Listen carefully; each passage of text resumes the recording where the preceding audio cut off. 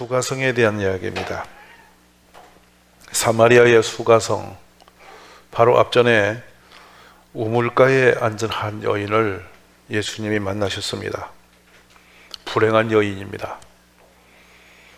사마리아라는 그 이름만 들어도 유대인들에게는 그 피가 오염되어져서 치명적인 그 불결한 마을로 인식됨으로 피해 다녔던 동네인데요. 예수님이 의도적으로 그 마을을 찾아갔고 우물가에서 우연히 만난 그 여인을 바로 복음으로 변화시킨 장면이 나타납니다. 그리고 그 여인이 자신의 물동이를 버려두고 동네로 들어가서 사람들에게 소리를 지르죠. 자, 이 장면은 우리를 참 감동되게 하는 장면이에요. 사실은 이 물동이가 그 여인의 생명줄이잖아요. 지금까지 삶의 정황이었잖아요.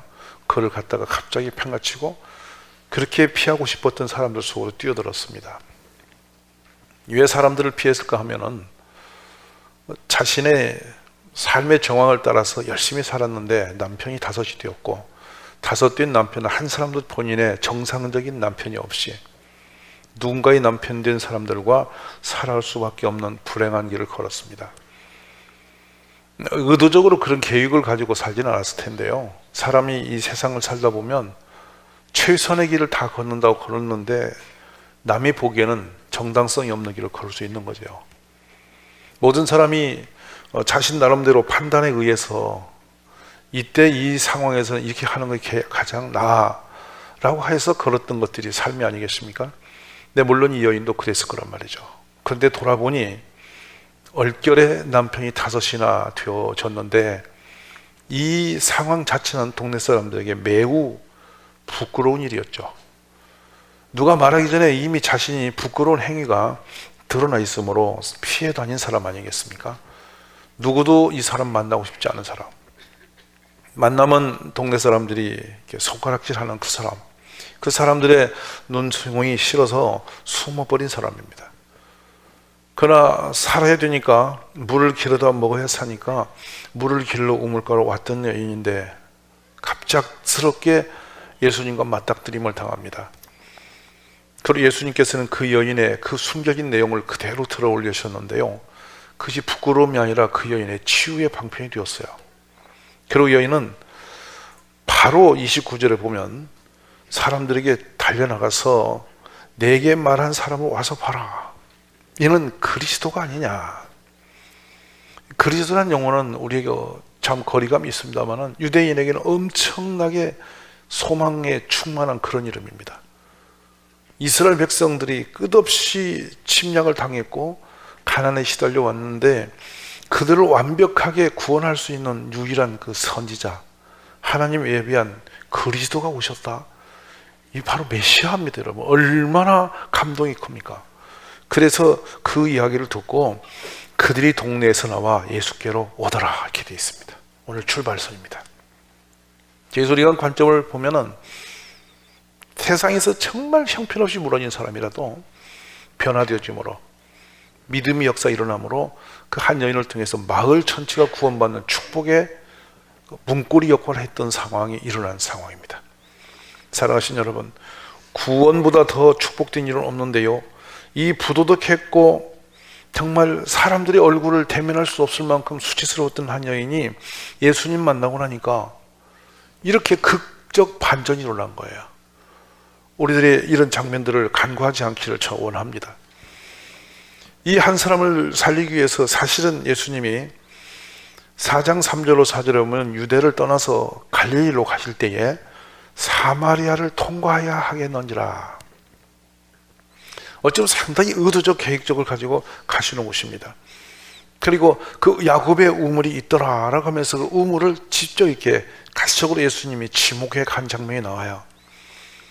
오늘 이곳에 앉아 계신 여러분 한 분 한 분을 우연의 역사가 아니라 하나님이 언젠가 어느 상황에서 지목하여 우리를 구원해 주시기 위해서 손을 내미시고 찾아오셨음을 믿으십시오. 저도 여러분도 여기서 예외적인 사람을 한 명도 없습니다. 하나님의 은혜로 택함을 받아서 부름을 받았습니다. 그러니 내가 온 것 같지만 결국엔 하나님의 그 은혜 때문에 이곳에 와 계신 거죠. 그 은혜를 우리가 붙들고 감사로 회복되어지는 가정들이 다 되시기 원합니다. 오랑캐 피로 더럽혀진, 이미 이 숙명적으로 더럽혀진 마을, 그 혈통을 가진 동네, 자신의 삶 역시도 착피스러워서 사람들 앞에 설 수가 없는 그런 상황. 하지만 예수님을 만나고 그 여인은 완벽하게 새 삶을 삽니다. 우리 예수님 만나는 축복이 어디 있느냐? 병도 고쳐지고 영생 구원도 있고 다 좋지만은 일단은 제대로 우리 예수님을 인정하고 만나는 사람은 현재의 삶에서 놀라운 변화를 경험합니다. 이게 거듭남의 축복이에요. 이것을 새 사람이 되는 기적적인 축복임을 믿습니다. 어릴 때 우리 예수님을 우리가 스스로 만나서 큰 변화가 일어나는 복된 지체들이 되시기 원합니다. 그리고 나서 예수님은 이제 제자들이 돌아와서 예수님과 대화하는 장면이 오늘의 시작이에요. 바로 이제 먹을 걸 가져온 제자들이 예수님께 이제 그 음식을 이걸 드시라고 하니까, 이 양식은, 내 양식은 이게 아니야 나가면서 본문이 지금 시작이 되고 있습니다. 상당히 비유적으로 하셨기 때문에 그냥 이 언어 자체로 곧이곧대로 들으면 이게 뭐야, 우리가 예수님의 살을 먹어? 이렇게 돼서 초창기 교회는 예수님을 믿는 사람들이 일종의 이런 오해도 많이 받았어요. 그렇지만 우리는 여기서 영적으로 충분히 이 말씀이 무슨 말인지 알잖아요. 우리 예수님을 만나면 영생을 얻는다. 맞으십니까? 단위적 짧은 인생으로 마칠 수밖에 없는 불행한 우리들인데, 그 죄의 값으로 우리가 죽어 멸망할 삶인데 예수님 만남으로 영생이 일어났어요. 할렐루야. 그러니 영생을 생각하면 이 땅의 삶이 아주 작아지는 거예요. 우리가 전체 이 땅에 밖에 없는 걸로 생각해서 크게 봤는데, 이 땅에 살고 있는 이 시간이 아주 잠깐이라는 걸 알게 되는 거예요. 영생에 비하면 아주 짧은 시간이에요. 이해하십니까? 근데 짧은 이 시간에 우리들의 진정한 소망은 땅에 있는 것이 아니라 그 예수님께 있음을 얘기하시면서, 이 여인은 지금 물동이에 물을 길어야만 살고, 제자들은 들에 가서, 마을에 가서 먹을 걸 가져와서 그걸 먹어야만 사는 줄 알았는데, 예수님은 뜻밖의 나의 목적은 내 떡 이거 먹고 마시는 이것이 아니야 라고 반전을 일으키고 있어요. 지금 무슨 말씀으로 지금 반전하시냐면, 우리는 밥을 먹고 사는 문제가 가장 중요한 문제로 여겼는데, 예수님은 무엇을 먹든 마시든 항상 집중되는 한 가지 이거였어요. 그것이 목적성이라고 한 거예요. 그것이 뭐냐면, 하나님 아버지, 바로 34절을 보시면, 나의 양식은 나를 보내신 이의 뜻을 행하며 그의 일을 온전히 이루는 이것이니라. 아멘. 그러니까 지금 먹을 걸 들고 와서 이걸 드십시오라고 했는데, 그게 아니고, 지금 먹는 이 양식이 중요한 게 아니고, 내 양식은 나를 보내신 이분이 누구예요? 하나님. 그분도 이의 뜻, 누구의 뜻? 아버지 하나님의 뜻을 행하며 그의 일, 그는 누구예요? 아버지 하나님. 그의 일을 온전히 이루는 이것이다. 온전히 이루는 이것이 뭘까요? 온전히 이루는 이것이 뭡니까? 지금 이 성경에서 아버지 하나님께서 뜻하고 계시고, 아버지 하나님께 나를 보내신 이유, 목적은 한 가지다. 사람을 살리는 거. 아멘. 그게 지금 내가 일시적으로 때가 되어서 점심에 밥을 먹고 안 먹고, 이거보다 더 중요한 것이 하나 있어. 그 떡보다 훨씬 중요한 떡은 나야. 먹지만 돌아서면 배고파질 것이고, 먹지만 언젠가 죽을 것인데, 먹어도 사는 게 아니라 언젠가 죽을 것이 세상의 양식인데, 나를 만나는 사람은 영생을 얻는 거다. 이게 아버지의 계획과 뜻이다. 이걸 선언하고 계신 거죠. 제가 지금 왜 이 말씀을 집중하고 있느냐면, 땅의 것이 중요합니까? 예수 그리스도가 중요합니까? 지금 이것을 인식하기 바람입니다. 땅의 것은 소중하고 우리가 있어야 되고 없으면 불편하고 어렵지만은, 이것들은 일시적인 것이고, 정말 우리가 인생에서 가장 중요시하고 소중히 여기야 할 분은 예수님이라는 거예요. 근데 예수님 없이는 영생 구원이 없습니다. 그리고 이 땅의 모든 사람이 예수 없으면 다 죄의 값으로 저주 아래 놓여 있는 사람입니다. 예수님 만나는 순간에 저주가 물러갔어요. 말씀 아멘 하십시오. 여기 한 여인이 예수님을 만나는 순간에 자신이 지금까지 부끄러워졌고 수치스러웠고 삶이 어두워진 그 인생의 모든 것을 한순간에 확 치고 나가버리지 않습니까? 이게 거듭난 자의 축복입니다. 우리 모두 예수님을 희미하게 믿는 그런 종교생활을 마치고 진짜 예수님을 인정하고 만나는 축복이 있기 바랍니다. 예수님 만나면 우리의 모든 과거의 부끄러움이 문제가 되지 않습니다. 우리의 과거에 지었던 모든 잘못이 문제가 되지 않습니다. 내가 지었던 모든 죄가 더 이상 나를 올가맬 수 없습니다. 현재 형까지 살아왔던, 오늘 이 순간까지 살아왔던 나의 수치스럽고 부끄럽고 연약하고 열등감 매인 모든 것들이 문제가 되지 않습니다. 왜냐하면 예수님이 그 모든 허물을 짊어지셨고 예수님을 만나는 순간 우리는 다 의로운 자가 되어지는 축복이 있기 때문인 것입니다. 오늘 예수님을 진정으로 만나시기 바랍니다. 그래야 어두워지고 눌려있고 마음에 답답한 과거의 형들은 모든 걸 다 날려버리시기 바랍니다. 지금 아마 이 순간에 계신 여러분 속에는 원하든 원치 않든 간에 내 마음에 여러 가지 상황들이 눌림들이 있을 겁니다. 당당하지 못한 것들, 남에게 이렇게 드러내면 마음이 고통스러운 것들이 얼마든 있을 수 있습니다.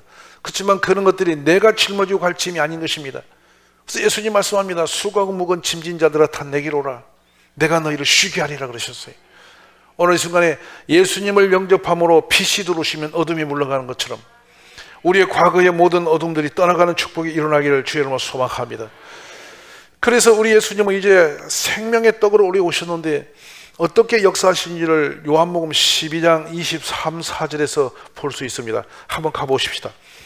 요한복음 12장 23절로 4절입니다. 12장 23절 4절 예수께서 이르시되 인자가 영광을 얻을 때가 왔도다. 내가 진실로 너에게 이르노니 하늘의 밀이 땅에 떨어져 죽지 아니하면 하늘 그대로 있고 죽으면 많은 열매를 맺느니라. 할렐루야. 드디어 이제 생명의 주가 되셨는데 어떻게 우리에게 오셨냐면 땅에 떨어져 죽은 밀의 씨앗을 비유하십니다. 예수님이 희생하심으로 우리가 삶을 얻었다 이 말씀을 하시는 거죠. 우리 믿는 예수님은 십자가의 죽으심으로 우리의 죄를 대신하셨고 장사된 지 사흘 만에 살아나심으로 부활하셔서 우리의 죄를 해결하심의 증인이 되셨습니다. 믿으십니까? 그러므로 예수 믿는 모든 사람이 이제 더 이상의 저주 아래 놓이지 않은 줄 믿으시기 바랍니다. 요한복음 19장 30절에 심포도를 파시되 십자가에 사신 말씀이 있어요. 내가 다 이루었다. 예수님의 마지막 선언입니다. 다 이루었다. 뭡니까? 아버지의 뜻을 완성했다는 뜻입니다. 미흡하여 좀 남겨놓은 게 있어서 조금 모자란 게 있어서 요만큼은 안 되고 있다 아니에요. 우리 예수님의 구원의 사역은 완벽하게 100% 만족하신 겁니다. 그러므로 예수님을 우리가 마음으로 믿어 입으로 시인하는 자는 구원이 있는 것입니다. 오늘 구원의 축복이 우리 삶에 넘치시기를 주의 이름으로 간절히 축원합니다. 씨를 뿌리면 묘가 자라고 이렇게 자라나서 6개월이 지나면 수확을 하게 되죠. 예수님이 여기 수가성에 가실 때는 10월쯤 보는 겁니다.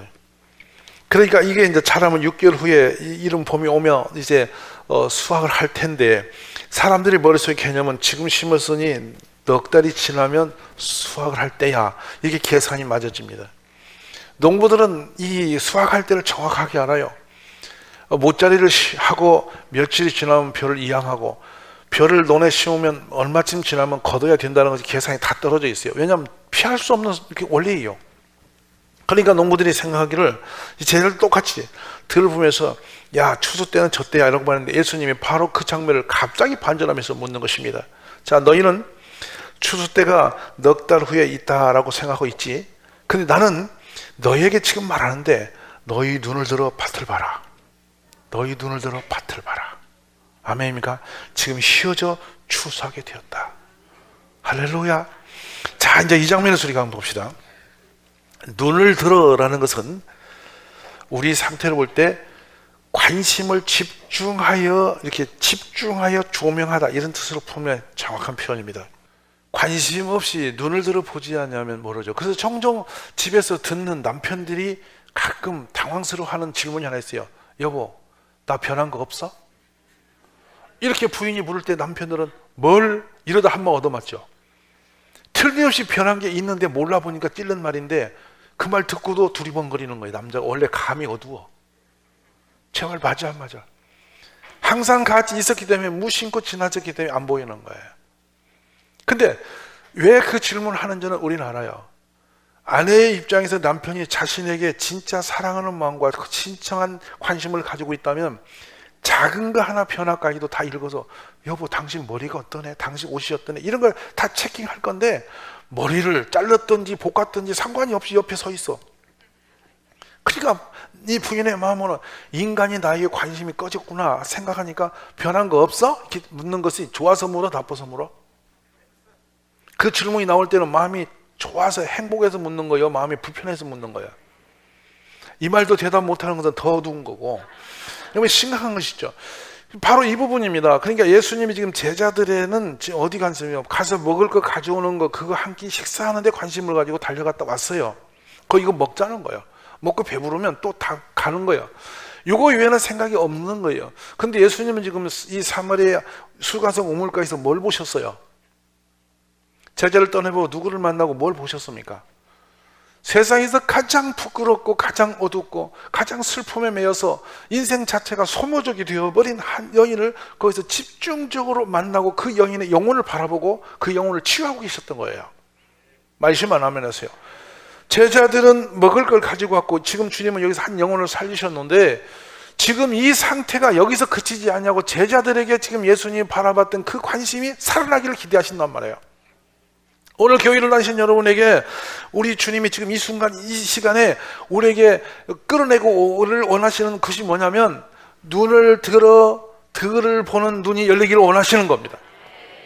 이 눈의 관심이 열려지면 내 옆에 사는 사람, 내 이웃집에 사는 사람, 내 가족, 내 또 친척, 내 친구, 우리 직장 동료, 아니면 그 밖에 주변에 나를 만나는 여러 사람들이 그냥 그 아저씨는 세탁소 아저씨고 그 아주머니는 그냥 뭐 식당의 아주머니고 이렇게 그냥 지나쳐가는 것은 제자들의 관심 그 정도예요.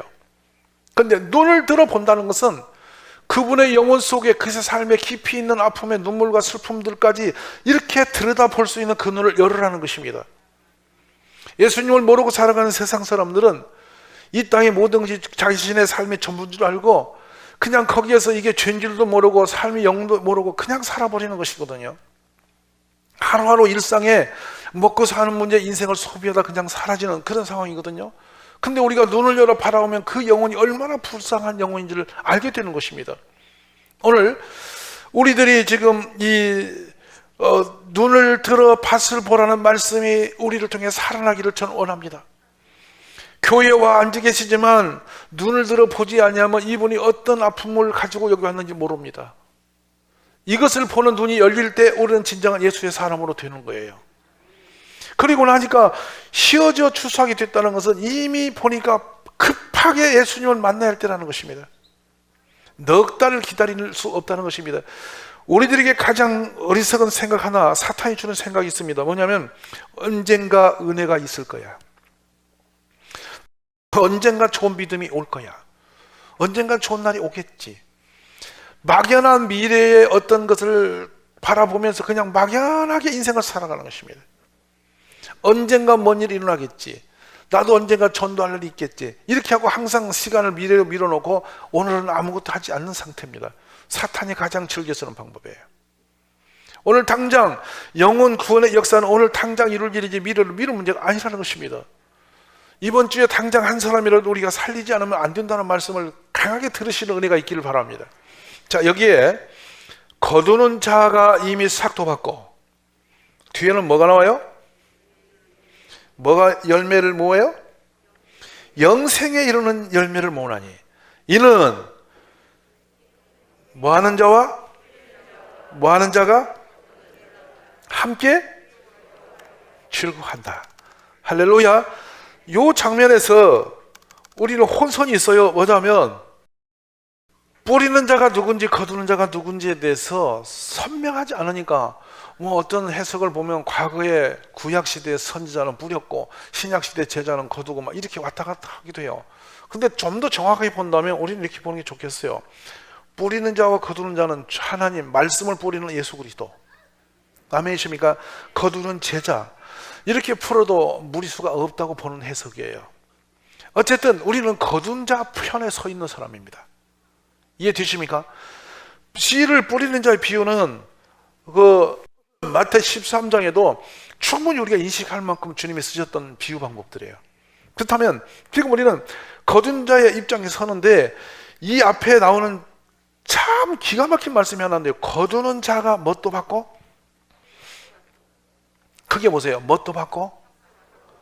수고가 헛되지 않다 뜻입니다.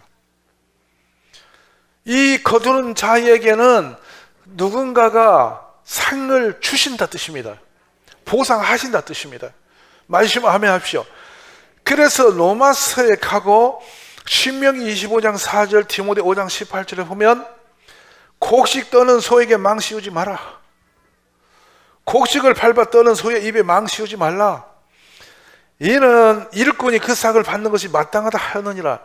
이 장면 제가 여러 번 소개했는데 우리는 이 장면에서 곡식을 떠는 소 입, 이게 무슨 말인지 잘 개념이 안 오시죠? 소는 입이 길고 크죠. 그래요, 안 그래요?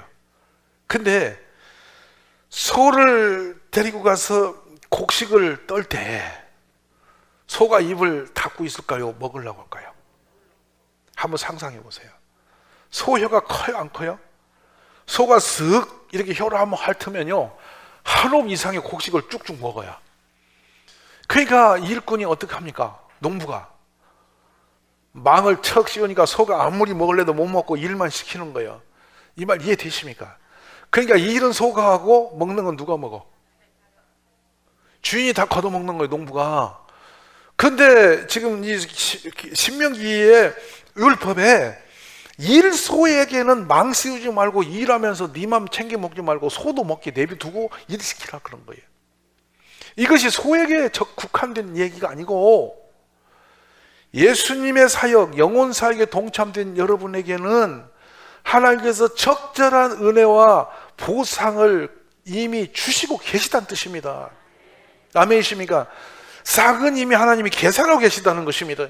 그러니까 내가 전도를 다니는데 이게 그냥 허공의 시간 낭비라고 생각하는 생각을 거둬들이고 하나님이 거기에 어울리는 합당한 삭을 이미 주신다 말씀으로 믿으시면 별로 이 문제가 해석이 틀리지 않다고 보는 장면이에요. 아멘이세요? 그러니까 하나님의 일을 하는 사람은 마땅히 하나님으로부터 은혜의 싹을 받는 것이 맞다. 이미 그리고 그 싹을 받은 것다. 이렇게 말씀하는 거죠. 전도를 하는 사람은 기쁨이 넘쳐요. 하나님의 상급을 받기 전에 먼저 내 안에 기쁨이 샘솟습니다. 하고 내가 전도한 사람이 교회 나왔어요. 그랬더니 이 사람이 주일 예배를 와. 근데 옆에서 찬송을 하는 거야. 어느 날 또 주기도문을 하는 거야. 아이고 어느 날 보니까 신앙 고백하는 거야. 이 신앙의 모습 하나하나가 얼마나 흥분되고 감사한지 모릅니다. 그래서 저는 생각합니다. 이 소의 입에 망을 씌우지 않은 그 은혜는 다양하게 우리에게 부어지는 축복의 역사다. 오늘 이런 축복을 우리 모두가 누리시기를 주의 이름으로 축원합니다. 그래서 우리는 더 이상의 땅의 것에 매이지 않아도 영혼 구원의 역사를 이룰 때 놀라운 은혜가 있음을 믿습니다. 마태 10장 10절에 여행을 위하여 배낭이나 두벌 옷이나 신이나 지팡이를 가지 마라. 이는 일꾼이 자기의 먹을 것 받는 것이 마땅하니라. 일꾼이 누굽니까? 하나님 일꾼이. 예배 드리고 이제 또 왔다가 털어보면 일꾼인가요?